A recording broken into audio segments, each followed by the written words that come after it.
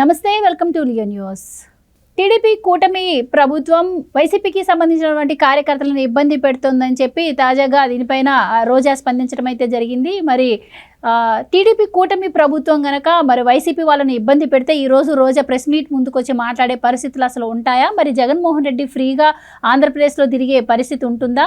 ఇప్పటికే కూడా కార్యకర్తలు కొంచెం ఆగ్రహావేశాల్లో ఉన్నా కూడా చంద్రబాబు గారు వాళ్ళని సమన్వయం చేసుకుంటూ వస్తున్న పరిస్థితి మనం చూస్తున్నాం. మరి లేని దాన్ని ఉన్నట్టుగా ప్రొజెక్ట్ చేస్తుంది వైసీపీ. కూటమి ప్రభుత్వం అధికారంలోకి వచ్చిన దగ్గర నుంచి కూడా వైసీపీ ఇదే పని చేస్తుంది. కానీ గవర్నమెంట్కి మేము ఇప్పటి వరకు కూడా హనీమూన్ పీరియడ్ అని టైం ఇచ్చాము, ఇక మీదట ఊరుకోమంటుంది. మరి ఇప్పటిదాకా వైసీపీ వాళ్ళు ఊరుకున్నారా? ఎలాంటి తప్పుడు వార్తలను ప్రజల్లోకి తీసుకెళ్లే ప్రయత్నం చేయలేదా? ఇలాంటి విషయాలు తెలుసుకుందాం. మనతో పాటు ఉన్నారు senior journalist doctor Durga Vadlamani గారు.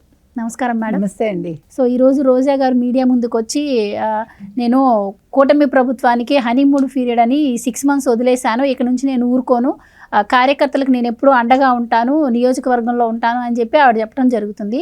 సో మరి ఇదే రోజా మరి గతంలో ఆవిడకి అధికారం ఇచ్చినప్పుడు ఎందుకు ఆవిడ కార్యకర్తలకు అండగా లేరు, నియోజకవర్గానికి అందుబాటులో ఎందుకు లేరు? ఆవిడ నియోజకవర్గంలోనే ఆవిడకు సొంత పార్టీ కార్యకర్తలు ఎదురు తిరిగిన పరిస్థితి మనం చూసాము.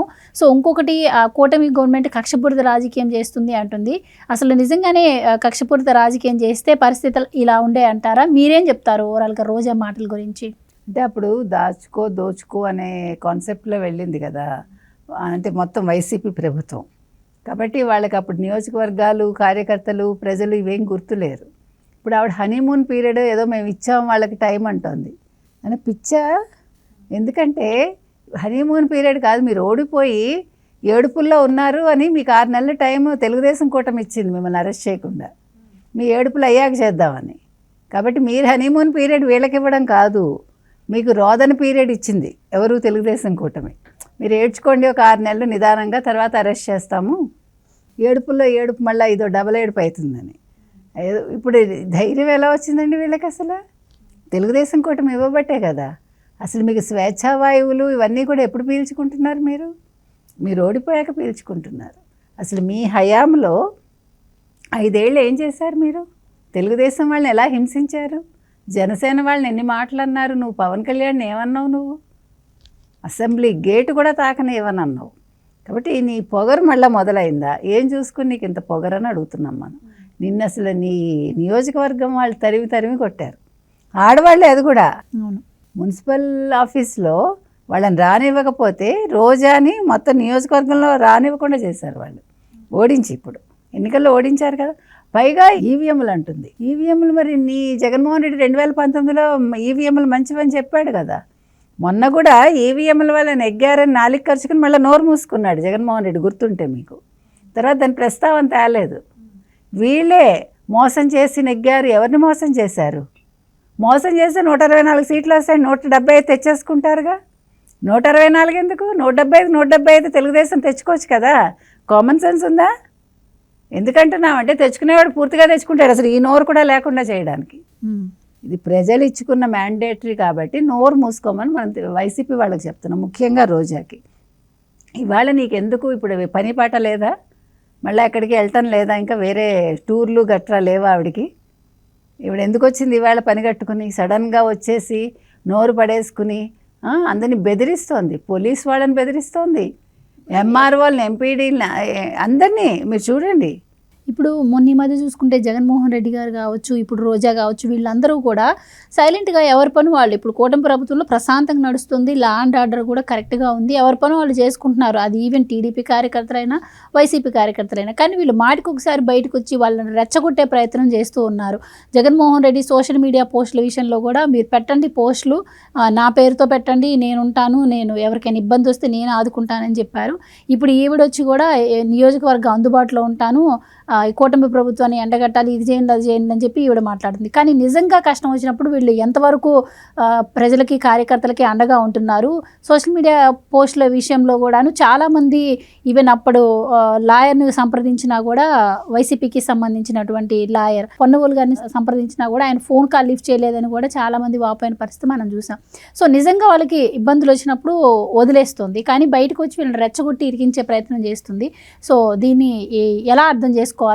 ఎలాంటి జాగ్రత్తలు తీసుకోవాలంటారు? చావు తెలియదు అట్లా అంటాం కదా, అవి ఇవి.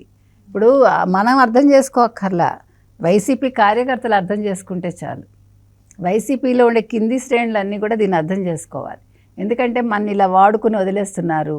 మనం చెప్పాం చాలాసార్లు, వీళ్ళు అంటే ఎస్సీ ఎస్టీలు బీసీలు వీళ్ళని వాడుకుని వాళ్ళ మీద కేసులు వచ్చే వరకు వాళ్ళని ఇబ్బంది పెడతారు, అంటే వాళ్ళని రెచ్చగొడతారు. ఒకసారి వాళ్ళ మీద కేసు పడ్డాక వాళ్ళని వదిలేస్తారు. అది వాళ్ళు గమనించుకోవాలి. ఇప్పుడు కేసులు రెడ్ల మీదకి వస్తే రెడ్లు కాపాడుకుంటారండి. వీళ్ళందరూ రెడ్లేగా. ఈ రెచ్చగొట్టే వాళ్ళందరూ రెడ్లా కాదా మీరు చెప్పండి. ఇప్పుడు క్యాస్ట్ తీయద్దు అని మీరు అంటారు. క్యాస్ట్ అనేది మనం తీయట్లా, వైసీపీ వాళ్ళు తీసేలాగా చేస్తున్నారు. ఇప్పుడు నష్టపోయేది ఎస్సీలు, నష్టపోయేది ఎస్టీలు, నష్టపోయేది బీసీలు. ఎవరి హయాంలో? వైసీపీ హయాంలో. ఇప్పుడు వాళ్ళ హయాం లేకపోయినా కూడా, వాళ్ళు ఓడిపోయినా కూడా ఇంకా రెచ్చగొడుతున్నారు వాళ్ళ శ్రేణుల్ని. ఆ శ్రేణులందరూ వీళ్ళే కదా. వీళ్ళు కోర్టులకు వెళ్తే పొన్నవాళ్ళు లాంటి వాళ్ళు ఫోన్లు తీయరు. ఈరోజు ఒక లాయర్ని పెట్టుకోవాలంటే ఎంత ఖరీదు? మరి అప్పుడు వాళ్ళు ఏం చేయాలి? ఇప్పుడు వాళ్ళు ఆలోచించుకోవాలి. ఎవరు? వైసీపీ కార్యకర్తలు కావచ్చు, శ్రేణులు కావచ్చు, మనం ఎంతవరకు సపోర్ట్ చేయాలి. మనం రెచ్చగొడితే రెచ్చిపోకూడదు. తెలుగుదేశం కూటమి జోలికి మనం వెళ్ళొద్దు. అండ్ ఇంకోటి మేడం, ఈవిడ ఇంకో మాట కూడా అన్నారు, ఇప్పటి వరకు కూటమి ప్రభుత్వానికి 6 నెలలు టైం ఇచ్చామని చెప్పి. అసలు వీళ్ళు టైం ఎక్కడ ఇచ్చారు? కూటమి ప్రభుత్వం అధికారంలోకి వచ్చిన 10 రోజులకే 10 రోజులు ఏంటండి? 12వ తారీఖు చంద్రబాబు నాయుడు గారు ఓతు తీసుకుంటే 2వ రోజు మొదలుపెట్టాడు జగన్మోహన్ రెడ్డి సూపర్ 6 అని. సూపర్ 6 ఎక్కడ, సూపర్ 7 ఎక్కడ అంటున్నాను. అది ఢిల్లీ వెళ్ళి రాష్ట్రపతి ధర్నాలు చేసి ఆ లిస్ట్ ఇంతవరకు ఇచ్చాడా? 26 మందో 36 మందో లిస్ట్ ఇచ్చాడా? వరదల్లో చచ్చిపోయాడు అన్నాడు, ఆ లిస్ట్ ఇచ్చాడా? వీళ్ళు రెచ్చగొట్టడమే వీళ్ళ ధ్యేయం అండి. ఎందుకంటే వాళ్ళకి ఉనికి కాపాడుకోవడం అంతే. వాళ్ళు చేయగలిగింది ఏమీ లేదు. మేము ఉన్నాం సుమా అని ఒకసారి వచ్చి బార్కింగ్ డాగ్స్ అంటాం చూడండి, అట్లా వచ్చి అరిచి వెళ్ళిపోతూ ఉంటారు. అండ్ ఇంకోటి మేడం, రోజా గారు మీద కూడా ఆడుదాం అందరూ స్కామ్ ఆరోపణలు ఆల్రెడీ ఉంది. సో ఆవిడపైన యాక్షన్ తీసుకోకపోవడం కూడా ఒక ఇంత ప్రజలు కూడా అసహనానికి లోనవుతున్నారు. ఎందుకంటే ఇక్కడ మాట్లాడితే చాలు లేని దాన్ని క్రియేట్ చేసి మాట్లాడటం చేస్తుంది. సో దానికి సంబంధించి కూడా కొంచెం ఎంక్వైరీ త్వరితగతిన జరగాలంటారా మీరు? ఖచ్చితంగా జరగాలండి. ఇప్పుడు ఈవిడికి అదే ధైర్యం. తెలుగుదేశం కూటమి వాళ్ళు మనమే చర్యలు తీసుకోవట్లేదు, వీళ్ళేం తీసుకోరలే అనుకుంటోంది. కానీ తీసుకోకపోవటం ఏం లేదండి. ముందు జగన్మోహన్ రెడ్డికి వేటు పడితే కొత్త సంవత్సరంలో, తర్వాత ఆటోమేటిక్గా మిగతా వాళ్ళ మీద పడతాయి. ముందు అసలు వాళ్ళని వదిలేసి వడ్డీ వాళ్ళు ఎందుకు అర్జెంటు? కాబట్టి ఈలోగా రెచ్చిపోనివ్వండి. వీళ్ళు అందుబాటులో ఉంటారు వాళ్ళ నియోజకవర్గంలో. ఇప్పుడు ఎవరిదో ఇల్లు కూలగొట్టేశారటండి. ఆ వరుస క్రమంలో ఎవరిది కూలగొట్టలేదు.